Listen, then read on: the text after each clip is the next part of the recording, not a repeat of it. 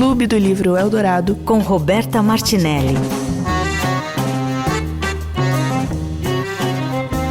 Oi, eu sou a Roberta Martinelli e esse é o nosso Clube do Livro Eldorado. Hoje é dia 9 de julho e é um dia que, quando eu vi que um Clube do Livro cairia no dia 9 de julho, que seria aniversário do meu pai, eu não tive dúvida em trazer esse livro, que acho que foi dos livros mais importantes para mim no luto do meu pai, que é o Morreste-me, do escritor português José Luís Peixoto. Esse foi o primeiro livro dele, e é um livro que me foi dado de presente por 2 amigos e que marcou muito esse momento para mim. E que eu queria fazer esse programa em homenagem ao meu pai. Eu chamei hoje 2 pessoas para lerem esse livro comigo. A primeira delas é a jornalista, apresentadora, diretora de cinema. A primeira delas é a jornalista, diretora, apresentadora Simone Zuccolotto. E a gente começa com ela. Clube do Livro Eldorado. Parte 1. Quem lê? Bom, temos mais uma convidada no nosso Clube do Livro Eldorado e eu estou feliz de tê-la aqui, que é a Simone Zuccolotto. Eu queria muito tê-la aqui. Ela é apresentadora, jornalista, é do cinema, é diretora, é um monte de coisa. E quando eu postei sobre o Morreste-me, ela me escreveu e falou, esse é um dos livros da minha vida. Aí eu falei, então você tem que estar aqui. Quando que você leu? Cara, esse livro, bom, primeiro é um prazer estar aqui com você, com a Roberta, enfim, que eu super admiro por tudo que ela faz, por esse movimento que você tem com a música brasileira, e mais ainda quando eu descobri que você gosta de literatura, é apaixonada por livros, como eu sou apaixonada também. Então, assim, muito obrigada pelo convite, um prazer. E foi realmente isso, quando você postou, eu vi o Morreste-me, falei, cara, eu não acredito. Aí falei, cara, é um dos livros da minha vida, eu tenho maior dificuldade de listas e tal, mas, de fato, Morreste-me é um dos livros da minha vida. E eu li esse livro em 2000, quando ele foi lançado. Uau! Então, assim, e ao longo do tempo, eu tenho o costume de comprar esse livro e dar de presente para as pessoas, assim, que interessam para mim, para as pessoas que eu gosto. Enfim, sempre quando eu vou a Portugal, eu compro edições portuguesas, inclusive o livro, esse primeiro, né, que eu comprei em Lisboa. Então, assim, eu acho que, de fato, é uma preciosidade da literatura lusófona, que eu sou muito apaixonada também por todos os escritores, né, que escrevem em português, seja no Brasil, em Moçambique, em Portugal, em Cabo Verde, enfim. E esse é um dos livros, o José Luís Peixoto é um cara que eu admiro muito. E esse é o primeiro livro dele, né, Roberta? Não, isso me impressiona muito. Isso eu fico assim, quando eu vejo que você lê um livro, você fala, nossa, o que é esse livro? E é o primeiro livro, eu falo, não é possível que alguém comece assim as coisas na vida. Pois é, e você sabe que eu até estava dando uma pesquisada para a nossa conversa, que eu falei, pô, é interessante a gente entender um pouco, porque é um livro tão curto também, tão denso e tão curto, que é interessante a gente entender um pouco os bastidores de como ele foi escrito. E aí eu estava lendo que ele foi escrito entre 96 e 97, e eu acho que o José Luís Peixoto tinha 20 e poucos anos, 20 e muitos anos, e o primeiro capítulo desse livro, ele foi lançado, editado, né, num suplemento juvenil do Diário de Notícias.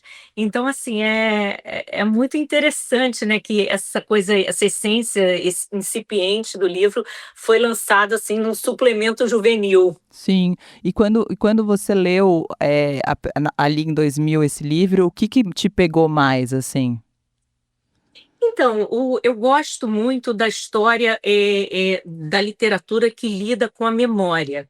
Eu acho que memória em qualquer escala, em qualquer segmento, eu acho que memória é uma coisa que faz a gente estar vivo aqui no presente e mirar também o futuro. Então, assim, a memória é uma coisa que me interessa muito. E é curioso porque esse é um livro também de luto. E, assim, eu nunca tinha perdido ninguém muito próximo. E, no entanto, aquilo ali me pegou no lugar, né? Porque é isso, você perder uma pessoa é você pensar o que você queria ter feito quando aquela pessoa estava perto de você. E a gente nesse mundo cada vez mais assim, tão que, né, que é tudo muito rápido, né? Tudo muito você precisa de respostas muito imediatas, você não tem tempo para nada, e aí eu sempre fico um pouco com a sensação que eu estou perdendo tempo com as pessoas queridas, e esse livro me traz isso. E o que foi muito também interessante, que agora para conversar com você, eu reli. Eu estava vindo no avião, né, de Roma para Lisboa, e eu reli. Cara, eu comecei a chorar, eu comecei a ter a mesma sensação, porque assim, eu não estou passando por um momento de luto, eu não perdi ninguém. Eu acho que eu nunca, ainda bem, né? Enfim, eu sei que a gente passa por isso, mas eu nunca perdi ninguém muito próximo a mim. E aí eu cheguei no elevador, aí eu falei, gente, mas eu tô toda borrada, assim, eu tô com uma olheira, eu tô muito cansada. Eu falei, não, gente, é porque eu chorei no avião relendo Morreste-me. Que louco, você sabe que pra mim, eu li esse livro quando meu pai morreu, né? Quando meu pai morreu, 2 amigos me deram. Quando o primeiro me deu e eu vi o título, eu falei, não vou ler, tenho medo, não vou ler mesmo, assim, não consigo, não é o momento. Aí um segundo amigo me deu, eu falei, vou ler num avião, vindo de Recife para São Paulo. E eu soluçava, não é que eu chorava, eu soluçava. Porque eu acho que eu nunca vi uma descrição tão perfeita do que é perder o pai. É assim, é uma descrição muito exata que ele consegue fazer. E aí, engraçado isso, quando você falou esse é um dos livros da minha vida, eu logo imaginei que era alguma coisa relacionada com a morte. É. Não, pior que não, é isso. Eu acho que ele. E eu acho que esse livro, você estava falando que você ganhou de amigos seus. Você sabe que eu já dei esse livro para vários amigos e amigas que perderam assim pessoas próximas como uma cura, porque eu acho que ele funciona, porque ele é uma carta de reparação, né? Também. Então, assim, eu acho que ele, embora ele seja muito tocante, muito vertical, né? Muito profundo. Eu acho que é ele tentando também se curar e entender qual é o lugar dele no mundo sem o pai dele. Então é um pouco também, é isso, uma reparação, é uma cura e é um entendimento. Como é que a gente faz, né? Quando a gente perde uma pessoa querida e a vida continua. É aquela história, em algum momento aqui do livro tem isso. O mundo não parou. É tipo, né? Como você falou assim, pô, teu pai morreu e o mundo continuou. Né? Como é que a gente. E eu acho também interessante a gente voltar a esse livro no momento que a literatura mundial, especialmente eu tenho percebido, Roberta, que a literatura brasileira tem lançado muitos livros sobre luto, né? Muito, muito. Ah, E eu acho, é bem, assim, eu acho que a arte, né, eu acho que esse livro deve ter sido um processo de cura no luto dele, né, me parece muito claro, mas a arte entra nesse lugar mesmo, né, eu acho que a arte em vários lugares, pra gente, né, pra nós que somos dessa religião que é a arte, ela entra nesse lugar, esse trechinho que você falou eu gosto muito, que é assim, tu quer e tenta ser igual, todos parecem acreditar. Sem ti, as pessoas ainda vão para onde iam, ainda seguem as mesmas linhas invisíveis. Mas eu sei, Pai, perderam-se as leis contigo, perdeu-se a ordem que trazias, Pai. é, E o luto tem muito disso, de você perceber que tudo vai continuar, mas que a pessoa não tá mais lá. Sabe quando eu era pequena, eu nunca me esqueço disso, eu tinha 7 anos, e eu tava no carro voltando da casa do meu avô, pai do meu pai, e eu pensei, nossa, um dia eu vou morrer e o meu quarto vai ficar aqui, as coisas vão continuar aqui, mas eu não. E eu comecei a chorar no carro, que eu acho que foi quando eu saquei a morte como esse lugar de as coisas continuam, mas as pessoas não. Exatamente. E é muito louco também você pensar, eu fico pensando assim nesse mundo antigo também, quando eu fui para o Egito, que eu fui nas catacumbas e tal, eu falo, gente, os caras, eles eram enterrados com todos os pertences deles, né? Com tudo, com cama, com móveis, com riqueza, com dinheiro, e cada cultura, né, numa dinâmica diferente. Sim. E a gente deixa tudo material para trás, né? E eu acho muito maluco também, quando eu leio, quando eu, enfim, reli esse livro, quando eu li pela primeira vez, outras vezes que eu recorri ao livro, como a gente lida com a morte, né? Como a gente. É a única coisa que a gente tem certeza na vida, mas a gente não tem, nunca está preparado, né? Eu sou péssima, eu sou, assim, Eu sou das piores pessoas, eu acho. E eu tinha muito medo desse dia, porque eu também nunca tinha perdido ninguém até perder meu pai. Eu tinha muito medo do que ia acontecer. A real é que a gente continua. De verdade, É. as coisas continuam. Mas dá muito medo. É verdade. Não, e mais do que isso, porque eu acho que a morte não é só a gente perder uma pessoa, eu acho que é o que fica daquela pessoa na gente. Porque, assim, quantas vezes, eu não sei se você já teve essa sensação, que de olhar para tua mãe, de olhar para o teu pai e se perceber. Assim, para minha mãe, eu olho às vezes eu falo: "Não, gente, eu tô igual, tô fazendo tudo, eu tô repetindo". Então eu acho que é um pouco a gente lidar também com o que fica dessas pessoas na gente, né.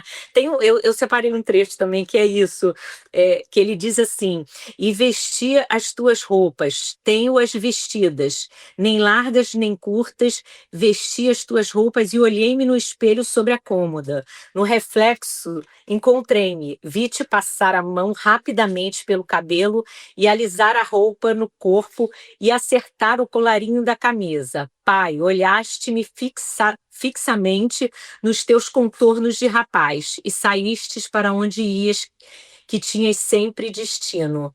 Vi-me igual a ti nas tuas feições firmes." Sim. É. Isso é o inevitável, gente. Isso eu acho que a gente não tem jeito, porque. E isso é o que também vai dando uma. Agora, né? No momento de Copa, agora, né? Eu Hum. me pego torcendo fanaticamente e eu fico, meu, isso é muito meu pai, sabe? Ah. O quanto desse torcer fanaticamente também não é uma vontade de estar perto dele, né? É um jeito que tem os traços físicos nossos que a gente vai encontrando também, e tem esses traços que a gente vai escolhendo ter depois para matar saudades também. É verdade. E é um pouco também eu acho que é um dispositivo, é um gatilho para você também, querer estar mais com as pessoas, né, pensar assim, meu pai já está com 80 e poucos anos, eu reli e falei: "Cara, eu tenho que estar mais com meu pai, agora", entendeu, porque enfim, a morte é inevitável, daqui a pouco ela está chegando, é natural. Então eu fico pensando, e o que o José Luiz Peixoto faz nesse livro é isso, ele volta ao hospital quando o pai estava doente, aí ele passa pelo tratamento né, a chave, como o pai pegava o molho de chaves e escolhia a chave, como eles sentavam à mesa com a mãe e as irmãs, como ele ensinou ele a dirigir, a vila, né, que, enfim, a quinta que eles tinham, a horta, é, é muito. E o que é interessante nesse livro, assim, eu amo ler a literatura lusófona porque eu adoro a forma de portugueses diferentes, né, que se escreve. E ele tem uma poesia, mas uma poesia sem uma poesia muito, como é que eu posso dizer? Que não é insólita, ela é uma poesia mais que é muito misturada com a prosa também, né. É Então, assim, não muito. é aquela poesia inacessível que você mas eu gosto muito da forma que ele escreve e desses temas recorrentes que depois eu li outros livros do José Luiz Peixoto e ele tem esses temas recorrentes que são a memória, é o luto, é a identidade portuguesa, é a coisa enraizada, porque ele é de Galveias, é uma cidade pequena de Portugal, então aquela coisa de onde você nasceu, da terra, né, do que você carrega do lugar onde você nasceu. Então, assim, esses temas também me interessam pra caramba. Sim, isso que você falou, Simone, eu acho legal, porque tem esse lance, né, que isso aqui é uma coisa, é super poético, mas ao mesmo tempo parece uma carta, mas parece dramaturgia também, parece teatro, parece que é uma cena, né? Então eu acho que ele faz tudo isso. Tem uma frase que para mim me pega, que eu acho surreal, que é pai perder-te. É.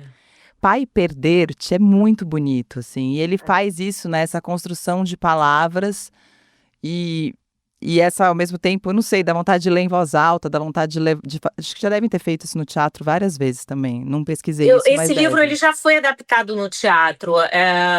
Eu já vi uma encenação, de uma portuguesa no Rio de Janeiro fazendo esse livro, porque eu também tive essa vontade, quando eu li o livro pela primeira vez, eu dei para alguns amigos, atrizes, atores e tal, e meio que fiz uma campanha para montarem e tal, e era um monólogo que essa atriz, agora eu não lembro mais o nome, infelizmente, mas que ela fez, e é isso, ele é muito visual também, você consegue, né, porque quando eu digo que ele tem essa coisa poética, prosa poética palpável, é isso, você consegue traduzir em imagens, né?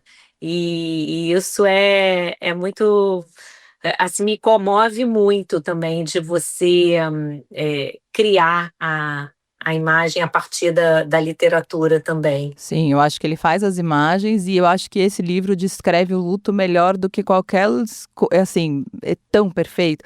Claro, assim, eu tenho todas as coincidências, né? Meu pai também ficou doente, eu também mentia para o meu pai, fingia que ele estava bem, mas eu acho que isso são coisas que todo mundo deve fazer perto da morte, né? Você não fala para a pessoa assim, ah, não, você está morrendo mesmo. Não, você fala, não, vai melhorar, a gente vai sair dessa. Não, eu acho que são frases, né? São reações que a gente tem, né? Que a gente não quer. Então, assim, não, você vai melhorar, você vai ficar bem. E é isso também, né? Como eu falei da questão dos livros, muitos livros sobre luto e tal, eu já estou meio assim com preguiça. Às vezes eu vejo, sobre luto, não quero mais. Porque eu acho que também é difícil traduzir, até porque luto, assim, amigos meus que perderam pessoas assim queridas, o luto é um processo de várias etapas, né? Você vai conseguindo, né? Tem uma primeira negação, aí depois você vê isso, a vida continua e tal, não sei detalhes, né? Por não ter vivido assim empiricamente, eu não sei traduzir isso, mas a sensação que eu tenho é que esse livro traduz. E esse título, Roberto? Esse título é a coisa mais linda, né? Não, e dá medo, né? Quando eu vi, quando esse livro... Olha isso, é um amigo português me mandou esse livro. Meu pai tinha acabado de morrer. Chega um livro escrito Morreste-me. Eu não consegui abrir, eu tive pânico. Porque eu sou medrosa, tenho medo da morte, não sei o quê. Mas assim, depois o Morreste-me é tão... Ele consegue com uma palavra, né? Resolver tudo. E tem isso dentro também que ele faz. O fizeste tanto por mim, fizeste-me e só pude te levar.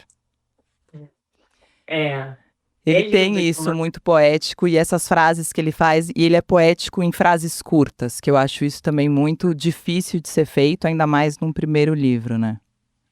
Mas eu acho que assim, vale a gente falar para a galera que está ouvindo a gente também que é isso, não desanime, não ache que também é um livro muito triste, porque não é uma tristeza, não é uma tristeza que você acaba esse livro assim derrotado, né? Tipo assim, não acredito mais na humanidade, está tudo errado, nada vai dar certo. É uma tristeza meio de um reconhecimento, de um lugar que se a gente não teve, a gente vai estar em algum momento. Sim. Então, é aquela beleza que eu falo, gente, meu sonho quando eu brinco, né? Você tá apaixonado e tal. Falei, gente, meu sonho ia ser morrer de amor. É meio que morrer de amor do bem, né?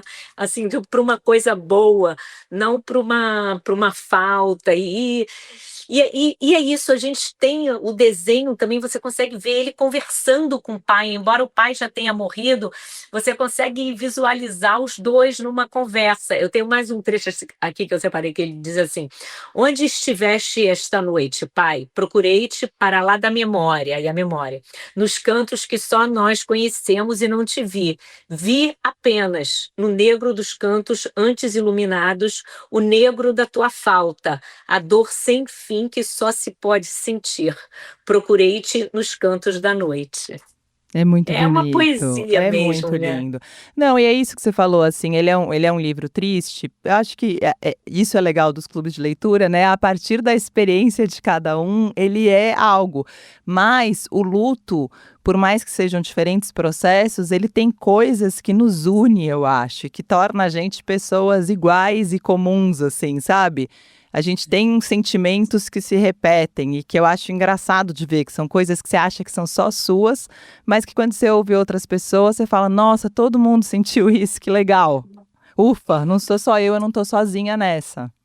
E a literatura também que funciona como eu acho que o cinema, né, o que mexe com o cinema funciona muito, né, é a questão do espelho, que é um clichê, mas é quando você se reconhece, é quando aquilo te toca, é quando você lê, né, e você chora de novo. Então, eu acho que tem essa pegada da identificação, né? Porque, como você falou, todo mundo sente isso, todo mundo passa por isso, né? Sim, e quando a gente tá passando, a gente acha que é uma dor infinita e que só eu tô passando por isso que eu não vou aguentar. Então, quando você lê um livro, você fala, ah, não, calma aí, ele passou pela mesma coisa também. Então, você vai se sentindo acompanhado. Simone, obrigada, amor, obrigada. Ai, Gente, eu ela interrompeu, adorei! eu peguei ela no meio das férias, mas eu tô muito feliz que você topou e que você veio.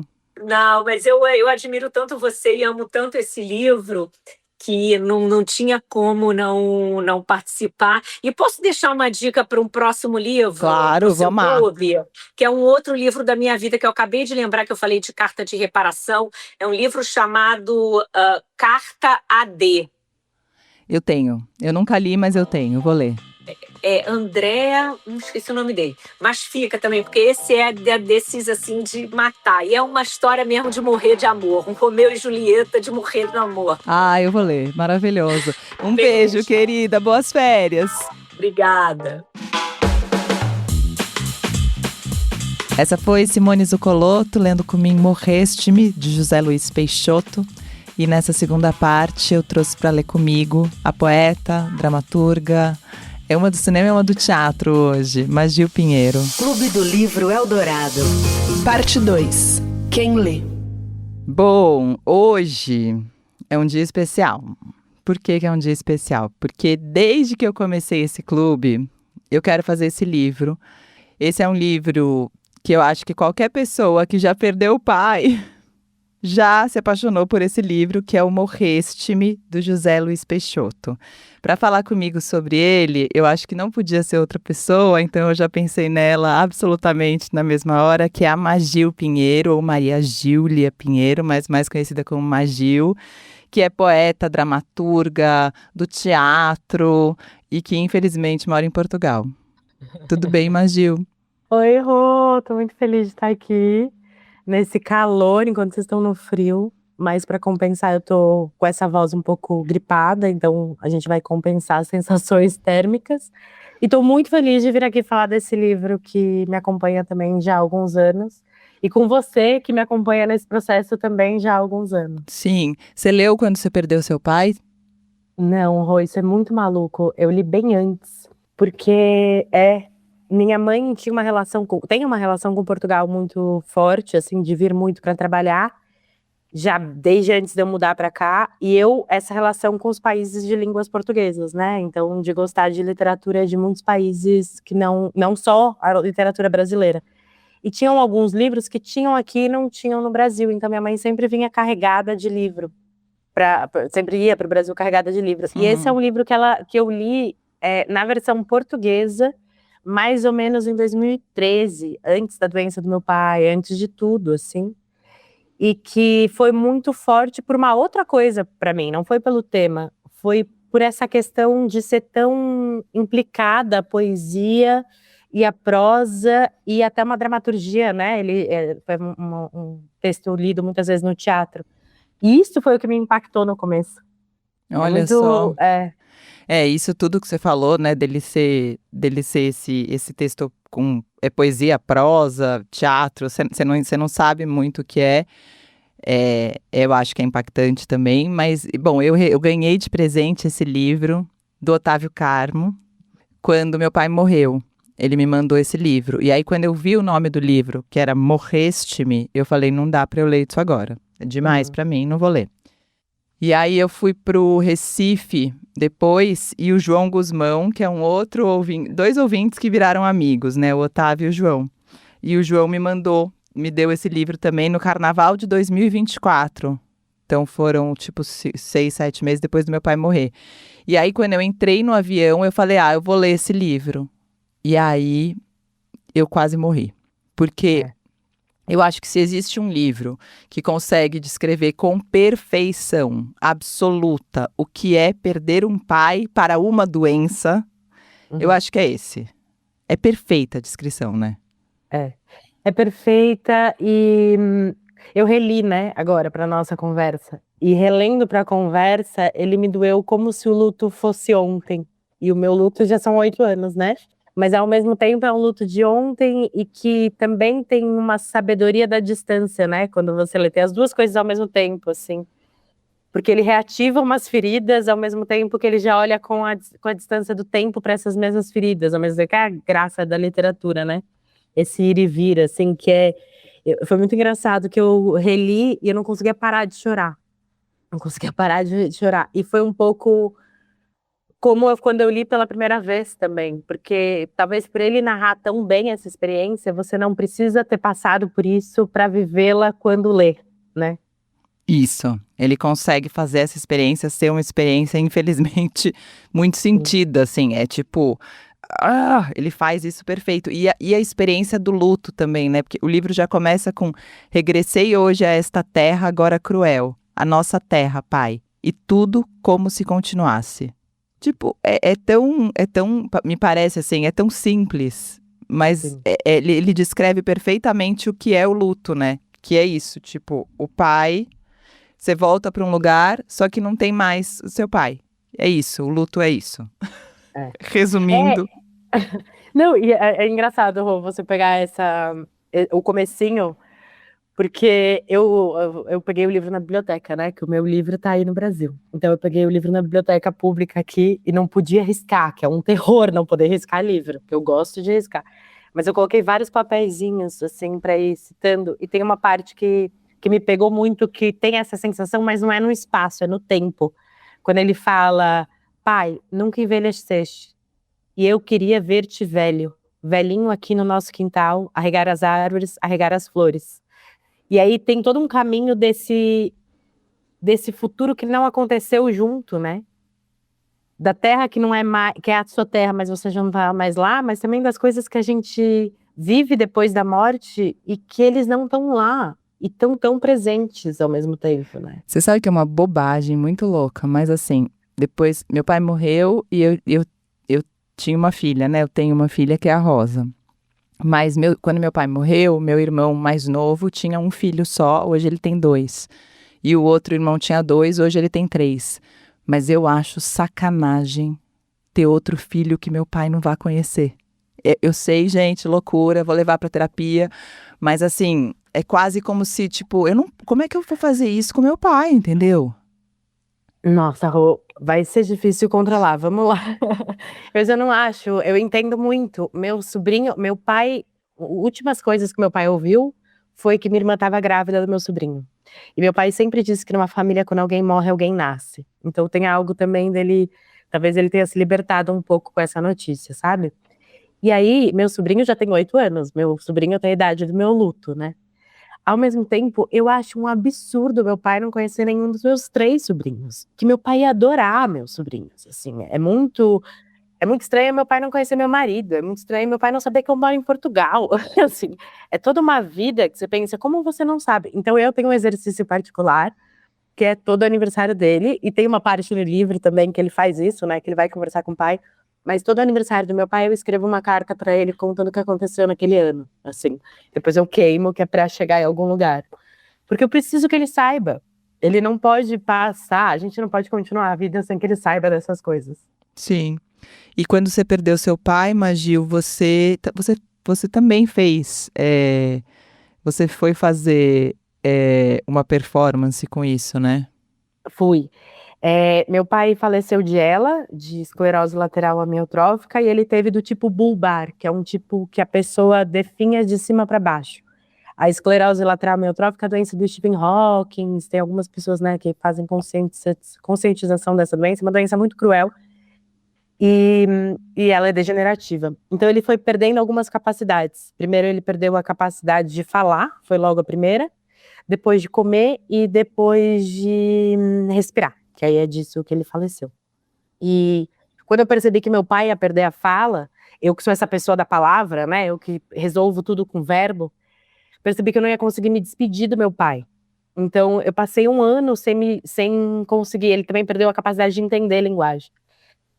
convivendo com meu pai, cuidando do meu pai, num processo mesmo, né, de despedida muito longo, só que sem linguagem, o que é muito angustiante. Muito. E aí eu criei esse espetáculo que chama A Palavra Mais Bonita, e que é uma homenagem à última palavra do meu pai, que eu não sei qual que é, então minha ideia é experimentar todas até que eu consiga homenagear a última dele, em algum momento eu vou acertar.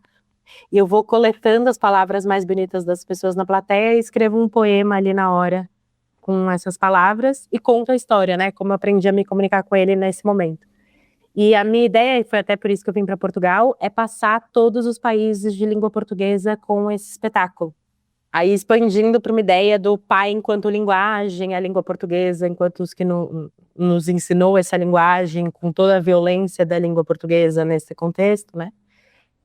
E é muito doido, porque eu faço isso desde 2019, só que o luto muda muito nesse percurso, né? Não é um Muito. texto escrito, muito. É louco, sabia, Magil? Porque eu também, né? Eu fui fazer um curso de dramaturgia e fiz um monólogo chamado Rubens, que é o nome do meu pai, que eu não convidei ninguém para ver, assim, convidei poucas pessoas, tipo umas 5 pessoas para assistirem, não mais do que isso.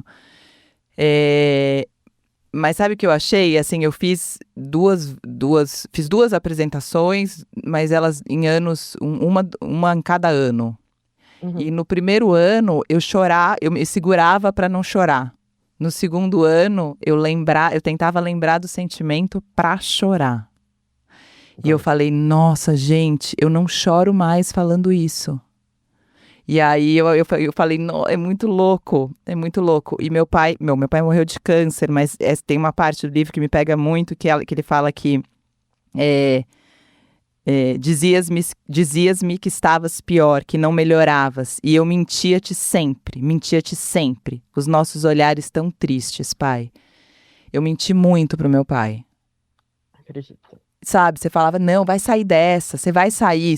É muito louco porque você mente, né? Eu não entendo. E aí uma pergunta que eu vou te fazer, que é muito, não sei se deve-se fazer essa pergunta num podcast, mas eu vou fazer. Você viu seu pai morrer?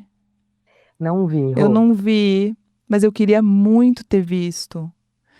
Aí, pra mim, é onde ficou o X da questão pra mim, sabe? Eu dormi com ele quase todas as noites, Magil. Na noite que eu não dormi, ele morreu. Aí falam, foi por isso que ele morreu, ele não queria morrer. Mas assim, eu queria, assim, ele morreu com a namorada dele, né? Ela que tava lá. E eu queria que ela me contasse em detalhes o que aconteceu. Só que ela não me contou nada. E a gente mal se fala hoje, eu não sei. Sim. Sim, nossa, isso é um grande nó, Rô. Engraçado você perguntar isso, porque quando eu terminei de ler o livro, de novo, eu tinha lido muito antes, e ele tinha me impactado pela forma, e de novo ler agora, depois de tudo isso, me impactou pelo conteúdo, né? E também era um livro que eu lembrava já com dor. Mas na hora que eu terminei de ler, a primeira coisa que me veio quando foi a última vez que eu falei com meu pai antes dele morrer? E eu não lembro. Eu não lembro. E o processo do meu pai foi muito longo, né? Foram 3 anos cuidando dele, meu pai cada vez pior. E tem uma parte do livro também que eu guardei aqui, que é quando o pai se torna meu pequeno filho, né? Essa sensação do pai virando filho, da gente cuidando. Eu acho que a mentira, é outra coisa pra gente falar, mas eu acho que o mentir muito pra eles também tem a ver com isso, assim, num lugar... Eu preciso cuidar de você, eu preciso estar minimamente sã para ter essa dor e esse carinho ao mesmo tempo, né? Essa felicidade gentil de cuidar de você com a maior dignidade, mas eu estou destroçada. Então a gente vai combinar aqui uma mentira, porque senão eu vou ter que enfrentar isso de outra forma. Eu sentia muito isso, pelo menos. Meu pai nunca soube que a doença dele era terminal, a princípio. A gente passou esses 3 anos lidando com ele sem nunca ter nomeado.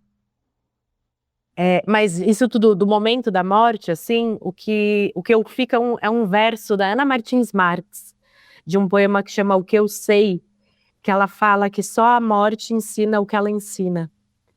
E eu acho que tem a ver com isso, assim, com o momento da morte, sabe? O momento da morte... é muito delicado, né? Eu não sei quanto a pessoa escolhe, ou ela aparece quando ela precisa ir mesmo, assim, sabe? Tem um mistério na morte que a gente não tem como saber mesmo, Rô. E talvez justamente sei lá, é o que eu penso, né? Mas esse questionamento do momento da morte que a gente não assistiu tem algo para nos ensinar de alguma forma, sabe? Sim, Eu acho isso, assim. sim. Para mim é muito louco, porque quando a doença do meu pai foi assim, rápida, né? O Uhum. tempo é horrível, né? O tempo em que se tem a pessoa é horrível, é o último tempo, então é bom, mas é horrível ao mesmo tempo, né? Uhum. Então, meu pai descobriu em maio, abril, e morreu em outubro. Então, foi relativamente rápido e bem desgastante. Mas no tempo todo eu perguntava pro médico, pro Dr. Rodrigo, eu falava, como é que morre? O que acontece? Como morre? Como morre? E ninguém sabia me responder. E aí, na noite em que eu saí de lá a última vez, eu acho muito louco, porque eu tinha certeza que ele ia morrer, entendeu? E por que eu não fiquei? Entendeu? Porque aí eu não sei como morre. Uhum. Eu perdi, eu não sei como morre, eu não sei como ele morreu. E me dá um pouco de aflição, porque era, sabe, quase como, tipo, era eu que tinha que estar lá. Sabe? Mas enfim, não foi.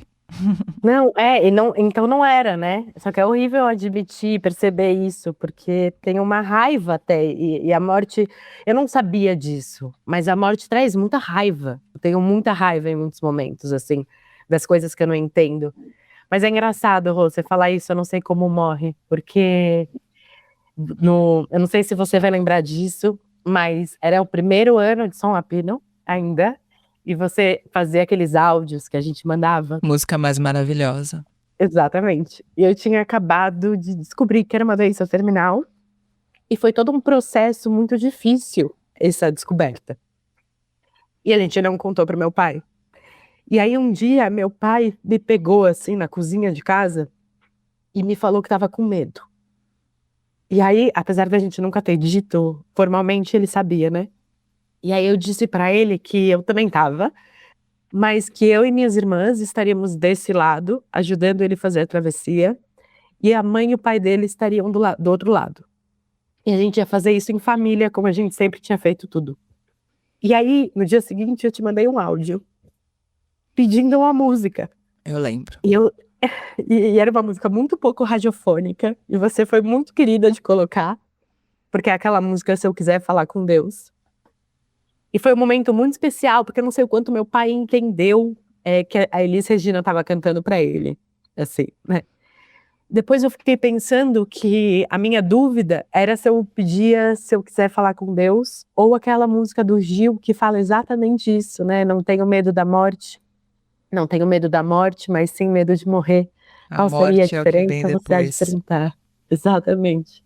Que processo de morrer que está em dúvida, né? Processo de morrer que tem que ser sozinho. E eu lembro com muita aflição desse momento de ouvir o áudio, de ouvir você comentar e de ouvir a música. E de olhar para ele e me perguntar se ele estava entendendo o que estava acontecendo. Eu acho que essas mentiras, né? Voltando para a mentira do livro, que ele conta, que a gente contava, né? Que se conta para os pais nesse momento. Acho que a mentira tem a ver com isso, assim, com uma espécie de coragem que a gente combina a ter na hora, sabe? A mentira pra mim pega, né? Ele fala isso, eu acho que desde o começo do livro ele tá falando isso, né? Ele fala, em alguns momentos, ele fala aqui, ó, pousei-te as mãos nos ombros fracos, toda a força te esmorecera nos braços, na pele ainda pele viva e menti-te. Disse aquilo que não acreditava. Ao olhar amarelo, ofegante, disse que tudo serias e seríamos de novo. E menti-te. Disse, vamos voltar para casa, pai. Uma parte que eu amo também e que eu acho que é louco, né? Porque o Clube do Livro é um programa que eu relacionei muito com meu pai, porque ele nasceu exatamente nesse momento, né?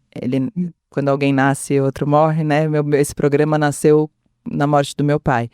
Ele ouviu uns 2, 3 episódios no hospital e depois ele morreu e não ouviu mais. Então, e eu acho até que na primeira temporada eu estava muito à flor da pele por causa dele. E, bom, e eu escolhi fazer esse episódio também porque hoje seria aniversário do meu pai. E eu falei, tem que ser esse livro. Mas tem um lance que eu acho que é porque a gente tá aqui, né? E porque tinha que ser com você, mas que ele fala aqui, descansa, pai. Dorme pequenino, que leva o teu nome e as tuas certezas e os teus sonhos no espaço dos meus. Descansa. Não vou deixar que te aconteça mal. Não se aflija, pai. Eu sou forte nesta terra nos meus pés. Eu sou capaz e vou trazer de novo aqui o mundo que foi nosso. Vou mesmo, pai. O mundo solar. E eu acho isso muito, muito forte, assim, porque o mundo solar é realmente um mundo que ele fica em xeque quando você perde alguém, né? Você entende, tipo, o mundo solar é relativo. Na primeira morte forte, o mundo solar fica, difícil. Sim. Mas eu acho que aí a gente vai continuando. Acho que fazia muito tempo que eu até não chorava pelo meu pai, como eu estou chorando agora. Mas tudo isso que foi feito depois foi na construção desse mundo solar, né? E de uma insistência em ser aquela que ele criou pra gente também, em alguma medida, né? A gente foi muito cuidada, ainda bem, é um privilégio de ter cuidado por pai, de ter uma relação tão boa com o pai. E tudo isso foi feito para que a gente fosse feliz. Seria muito injusto com ele e com eles que a gente não voltasse a construir esse mundo solar. Mas aí cria uma coisa que é uma coraça, uma nova pele mesmo, né? Uma pele de quem sabe passar por essa experiência que só a morte ensina o que ela ensina, assim. E que criar esse mundo solar é muito engraçado, porque eu sinto que desde que meu pai morreu, eu tô num processo de aprender a falar de novo, de aprender a escrever de novo, de ter linguagem de novo, assim. Eu tenho tentado, até enquanto artista, eu fiz uma peça de teatro documentário, eu fiz uma peça de spoken word, eu fiz várias coisas, assim, sabe? Eu fui fazendo várias coisas de linguagens diferentes, livros diferentes. E aí eu fico pensando, nossa, eu tô procurando uma linguagem. A minha ânsia não é em aprofundar numa, que talvez fosse antes do meu pai morrer. Mas depois que meu pai morreu, eu preciso encontrar a palavra, a forma da palavra, sabe? E acho que isso tem a ver também com essa construção do mundo solar. E construir laços, né? Tem um trechinho aqui que eu peguei, que é sobre quando você precisa ser consolado por quem já partiu. E já não há mais essa pessoa. Só que era ele, né? É pra ele que a gente vai mostrar os episódios novos. É pra ele que a gente, antes de entrar, vai falar, tô nervosa. Ou cheguei em casa. Dá uma sensação muito estranha não ter mais essa pessoa, né?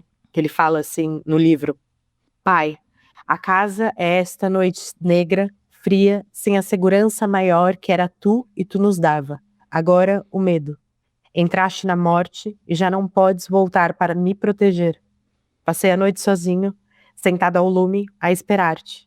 E já não podes voltar para mim, que te espero, que te amo. Tem uma sensação muito grande do vazio que fica dessa proteção também, né? E esse processo do mundo solar, da gente voltar a criar um mundo protegido de alguma forma pra gente, cria uns músculos, né, Rô? Cria, mas ao mesmo tempo, não querendo nos achar, mas nos achando. É bonito isso também, né? Esse caminho que a gente fez desde que eles foram. E como, para mim, a literatura ajudou muito, né? E acho que é isso, a literatura, as artes, a busca, esse lugar, assim. Acho que foi o lugar que a gente... E é engraçado, né? Porque é um lugar que meu pai lutou contra até, né? Ele até falou pra mim no hospital antes de morrer, alguns dias, ele falou, eu fico feliz, aí lá vou eu fazer o oposto, mas tudo bem, desculpa, pai. Não dá pra ser só fofinha também. Tenho que ser rebelde. Mas ele falou, eu fico feliz que você não conta pras pessoas como eu não quis que você fosse pras artes, sabe? Porque eu acho que ele não conhecia esse lugar também, que foi um lugar que eu que apresentei pra ele. Então, também, esse lugar ficou na nossa relação. Não, totalmente. Acho que tem essa rebeldia, ela é muito potente, pois criativa, né? Mas abrir esse espaço de expressar tudo isso, né? E também eu sinto, meu pai também tinha uma relação bastante contrária a eu ser artista. Ao mesmo tempo, ele sempre foi em tudo, sempre incentivou muito. Mas tem algo até da exposição disso, às vezes, né? Eu faço uma peça sobre isso, que eu me pergunto, vou me aprisionar meu pai nessa imagem? É uma coisa que eticamente mesmo, eu me vejo nesse lugar, né? Porque meu pai também foi muitas outras coisas. Quando a gente fala quando a gente expressa a nossa dor, a gente também tem um perigo de prender a pessoa nessa dor. E essa pessoa foi muitas outras coisas, né? Mas acho que tem algo de profundamente humano na fragilidade, né, Rô? E que a gente tá, talvez, num momento muito perverso, cheio de heroínas, heróis e pessoas fortes e bonitas o tempo inteiro. E tem algo em falar, cara, eu tô vulnerável sim, essa dor me destroçou sim. Esse livro, ele é muito vulnerável. Ele é Esse livro, ele dói muito. muito. Não, ele é impressionante. E acho que só a dor, só a literatura e a arte, esse lugar de realmente aceitar a nossa vulnerabilidade sem tentar ser algo que não a dor, pode nos tirar um pouco desse lugar falso de uma... Sim. Não sei. Nossa, mas Gil, foi perfeito. Eu termino sempre com um trechinho, aí eu não sei com qual que a gente termina, com Não Tenho Medo da Morte ou se eu quiser falar com Deus. Ai, Rô, vamos terminar com Não Tenho Medo da Morte, porque aí junta as duas, eu que sou geminiana, que tô sempre um pé em cada um, tava triste de não ter tocado essa. E agora a gente toca essa. Tá bom, vamos nesse trechinho Rô, muito então, obrigada com pela Gil. conversa. Muito Obrigada mesmo, Magil, acho que só tinha de ser com você. Só. A gente vai então com Gilberto Gil, Não Tenho Medo da Morte, um trechinho. Não tenho medo da morte, mas sim medo de morrer. Esse foi o Gil com Não Tenho Medo da Morte. Engraçado que eu tenho medo dessa música, de ouvir essa música, assim como eu tive medo de ler O Morreste-me. E ao mesmo tempo eu acho as duas fabulosas, a música e o livro, os dois, né? Esse programa é em homenagem ao meu pai, que morreu em outubro de 23 e que faria aniversário hoje. Hoje ele completaria 74 anos de idade. E eu morro de saudades dele. Então, como eu não tenho nenhuma fé, eu acredito na arte. Eis aqui meu ato de fé. E é isso. Obrigada. Até o próximo episódio. Você ouviu Clube do Livro Eldorado com Roberta Martinelli.